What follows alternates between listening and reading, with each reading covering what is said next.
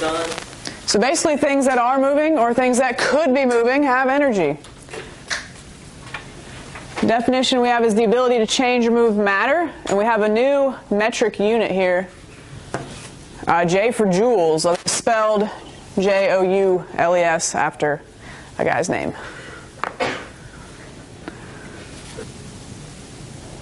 And we have our two main types, like I just said, potential and kinetic. But we also have specific types, like what you said, light or chemical energy, that like fall into these two categories. But let's talk about the big categories first. Potential energy is energy of an object due to its position. It could be due to the position of atoms and molecules, which is why we would call something chemical potential energy. Or it could be due to its position, just height above the ground. Anything above the ground could fall. Yeah, you'd probably have to nudge it, but it could fall. We have a lovely little formula for specifically things above the ground. What do you think the M stands for? G? H? Perfect. So there's a new formula for potential energy due to something above the ground is mass times gravity times height. Another type of potential energy we talk about in physics that has another formula is spring potential energy. If you pull a spring, well, it's got the potential to snap back. Or if you compress a spring, it's got the potential to push back. But we're going to specifically stick with this one, just potential to fall.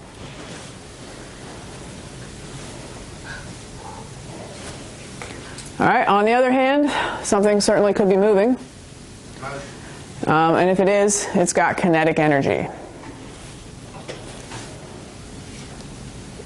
So, of course, Ke is kinetic energy, M is mass. What do you think V is? Velocity, good, because if it's moving, it better have a velocity.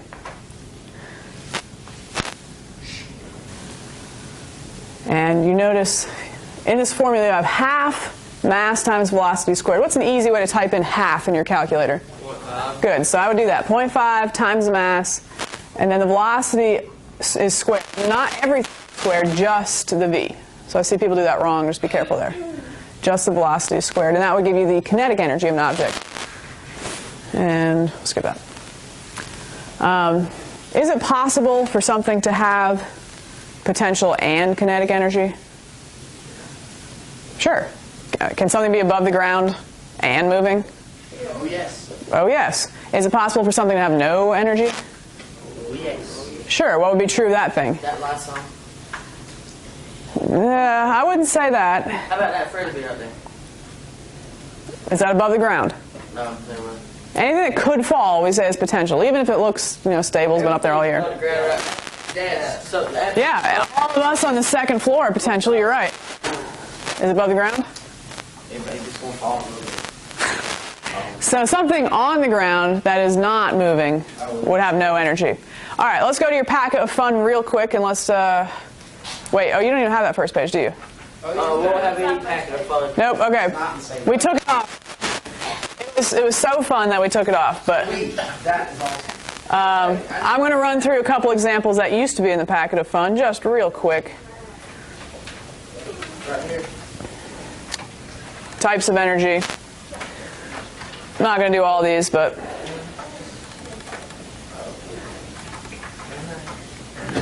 okay, never mind. That's not in your packet of fun, but just as a few examples, we'll just do 7 of them. It does that thing have potential energy, kinetic energy, both, or neither? And we'll start with Addison. I have a ball rolling towards the pins. What type of energy would it have? Kinetic. Kinetic. It's moving. I would assume it's on ground level, so we'd just say kinetic. Leah, how about a jet plane starting down the runway? Good, kinetic, because it's still on the ground. Now, this is where you throw in a little debate if you want. Well, like the wheels are touching the ground, but the rest of the plane's not touching the ground. So what do you say? In physics, we would try to figure out where the center of mass is and analyze that. But for us, if any part of it's touching the ground, let's just call it on the ground.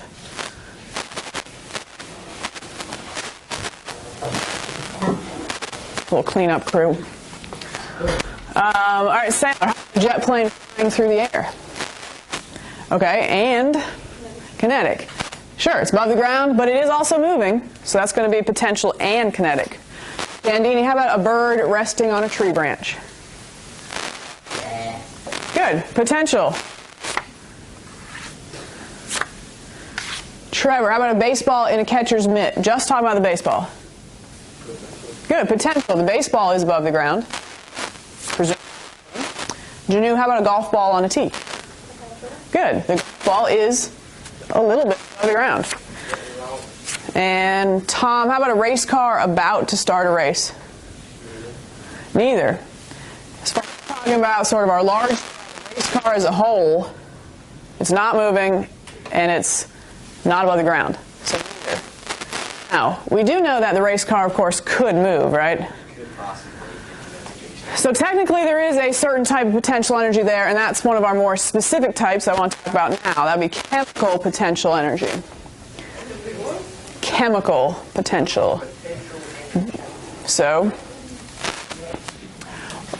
what we just went over was the mechanical energy, where we're talking about either potential or kinetic of a large-scale system, like the entire car, the entire baseball. I'm not talking about the atoms and molecules in the car or baseball. What's the bottom?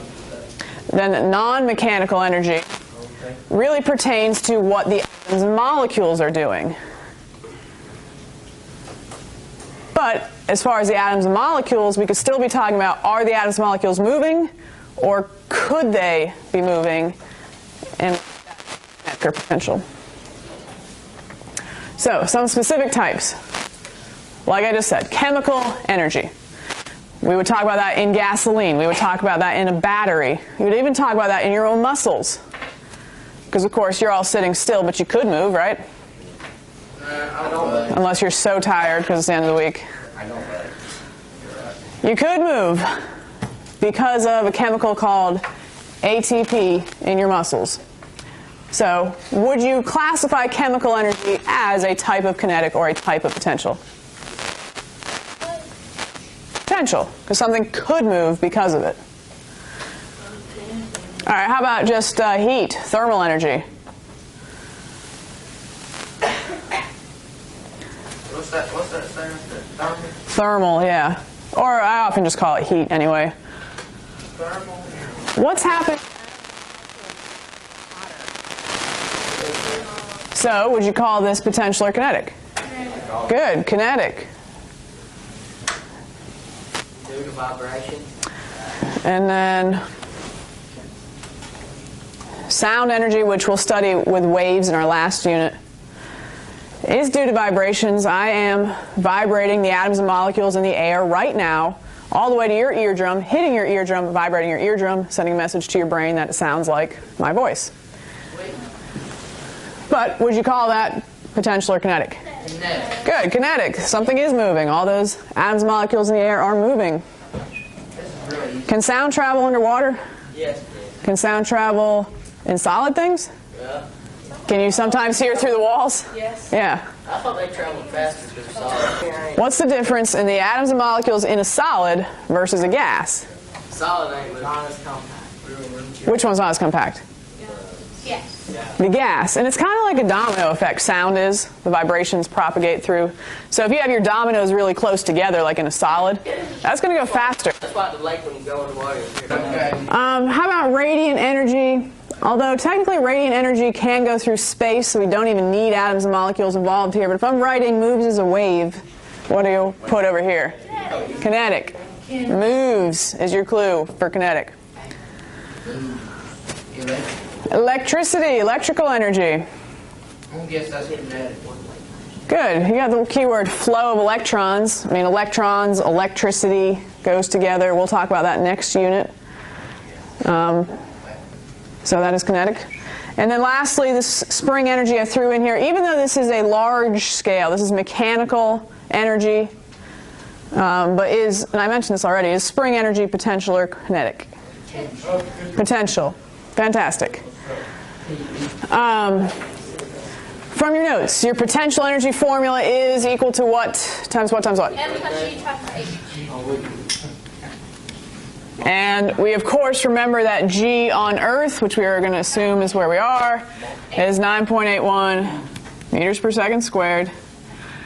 And being a little bit clever, we can save ourselves some effort, like in number 2, by realizing that m times g was something else. Right, heard it? Weight. Mass times gravity is weight. Isn't mass weight? No, mass and weight are not the same thing. Weight's based on gravity, so this combination, mass times gravity, is weight. So like in number 2, where it tells you the weight of something, use this one. So that can be a little helpful, but I actually want to skip those because they're way too.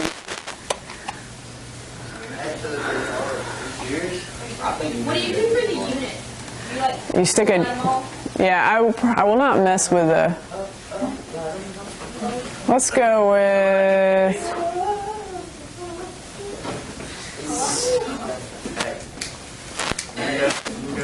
Our white you are. Oh, that what? Well,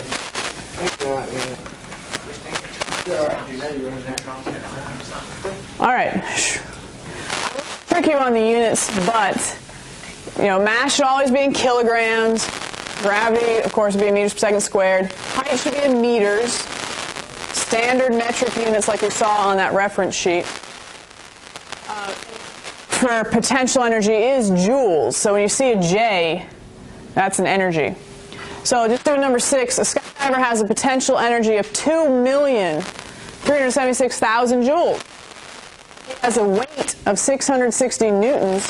What is his height above the ground? And I did ask kilometers, so that will be a conversion. But first of all, which formula seems to be helpful if I was giving you guys weight? Yeah, just that one. So I'm going to plug in this whole 2 million number.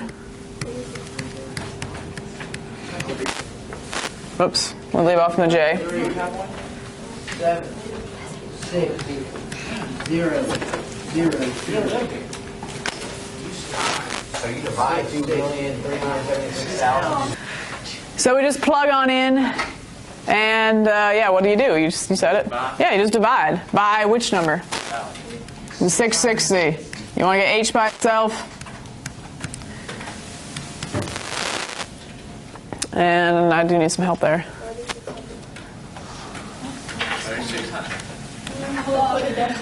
Okay, is that right? 3,600. But if we're using joules, and of course weight in newtons, if we're using standard metric units, and by standard metric units, I mean any of the metric units that you find on this sheet, you're going to get your distance answer in meters. So if they ask for in kilometers, you do have to do the little decimal slide thing, which we know kilo is how many slides at this point? 3. 3. Kilo is a factor of 1,000, so 3 decimal slides, but which way? Right. Left. Or? There you go. If you ever forget the standard metric unit, you're welcome to grab one of these sheets. All right, so that was just one example for potential energy. Let's do one for kinetic on the other side.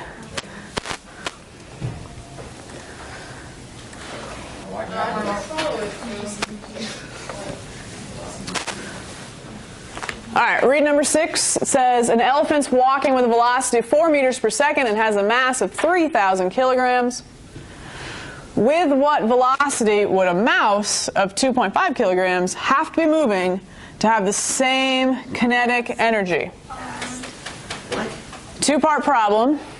So I've got the elephant, I've got the mouse. The elephant has a huge amount of energy just because it's big, just because it's got a huge mass. So obviously the mouse is going to have to go really, really, really fast to somehow have that same kinetic energy. He's going to be glad. That's what I'm talking about with the other problem. So what do I need to solve for first? You have to find the kinetic energy. Now they both could have 0 kinetic energy. And they both could have zero momentum. But I got to find the kinetic energy of the elephant. So let's just start with that. I'm going to put Ke little e for elephant. And then just plug in. What's the mass of the elephant? 3,000. And kilograms is the correct unit for mass there. What's that little extra E drop? E is, the little e is for elephant. And then what's the velocity? And what do I do with that 4? Square just it. Just the 4 squared, not all that. Are you making only the mass half? What is the mass? So I'm going to type in 0.5 times 3,000 times 4 times 4. Is that what you guys got? Yes. Okay.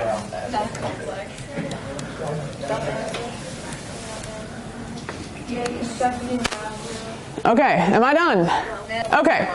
Anyway, that is the kinetic energy of the elephant. The question says, with what velocity would a mouse have to be moving to have the same kinetic energy? So what one word are we solving for? Velocity. What velocity? So of course I want the same all over again, but this time I know the kinetic energy. I'm going to set it equal to the elephant. You're going to change it and you're going to make it velocity money. Exactly. So, do we know that math magic? What is the mass of the mouse? 2.5.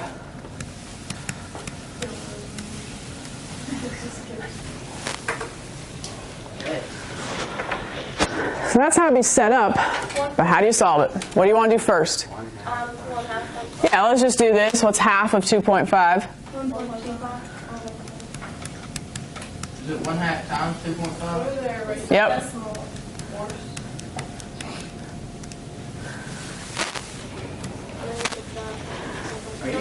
The next step, get rid of the 1.25. I get rid of it by dividing.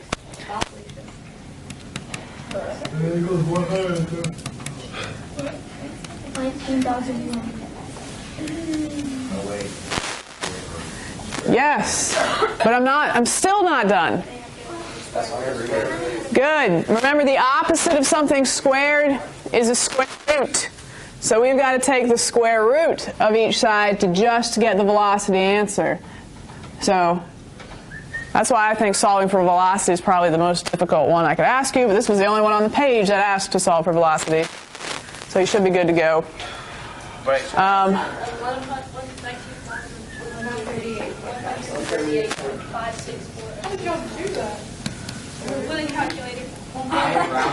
Oh, it's this button. Now, since this was all based off our standard metric units, what is our standard metric unit for velocity? Meters per second. Ta-da. All right.